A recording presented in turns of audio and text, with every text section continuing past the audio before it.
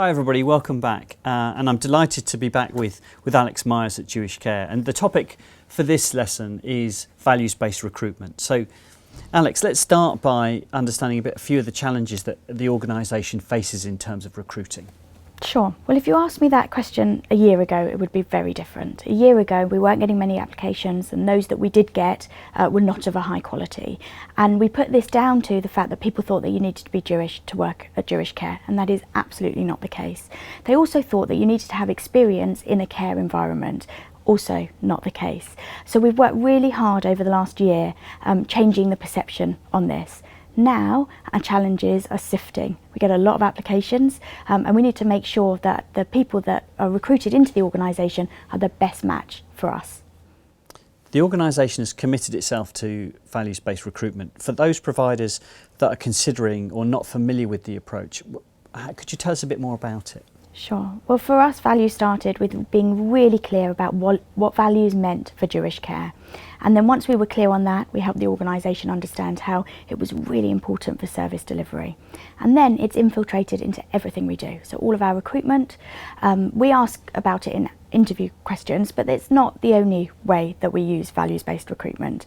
All of our job adverts, all of our marketing materials, they're written in a values-orientated way. That makes us more attractive to people who have a good values match with us. We do assess for values, but we're also really clear that we're looking for experience, and that could be experience in any setting, not just a care setting. So we help people explain that to us in an interview process. If they've had experience in looking after a relative, or they've volunteered, or they've cared for a pet, we help them demonstrate that to us, and that's all values, that's all values-based.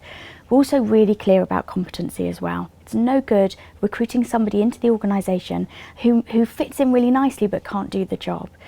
So we're really clear about that as well. Oh, fantastic. And have there been challenges with the organisation taking them on this journey, if you like, to values-based recruitment? Sure. Well, some managers have embraced it wholeheartedly, and others we have to coax along the way. We've always been good at assessing for fit, but now our challenge is around the literacy levels of the people who join us, and they need a little bit of extra support as well. We do this by a really great onboarding process. We have somebody dedicated to helping staff with the care certificate, and then one-to-one literacy coaching as well. Electronic care plans has also helped with this.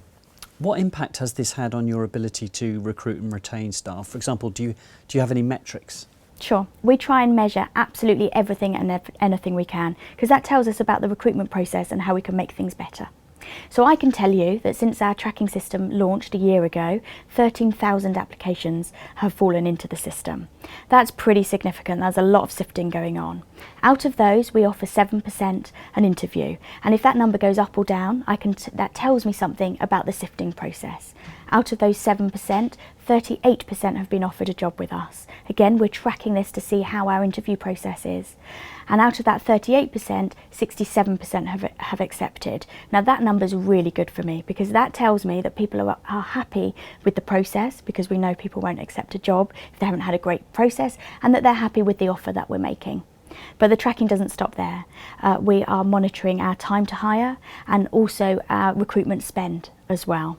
We also ask people when they leave, so we do exit interviews to try and understand why that they're leaving, and 81% of the people that we interview on exit say to us that they would recommend Jewish Care as a place to work. So again, that's an incredibly high stat. We understand why people move on, but that's really helpful to the organisation. That's fantastic. So for other providers considering this approach, I mean, obviously it's not a trivial thing to do, but what sort of advice would you have for them? Yeah, absolutely. Be really clear on your values and then how that fits in an assessment process. You can't just assess for values. It needs to be some sort of competency based as well. Can they do the job? The other thing that I think is really clear and totally in line with a values-based approach is being helpful and clear with new recruits. Care is not always an absolutely fantastic job. Often it is, but often it's really hard. And you've got to be clear with candidates what they're signing up for. They need to know that your organisation is going to support them, but they need the reality of what they're walking into. What plans do you have for the next phase of your recruitment journey? We never stand still. We're always trying to move and progress. The next stage is our hard to recruit roles. So nurses, it's a key role for us. What can we do to be a bit more strategic, think outside the box a little bit more? The other thing that we're looking at is more centralised recruitment. So how can we make that time to hire shorter?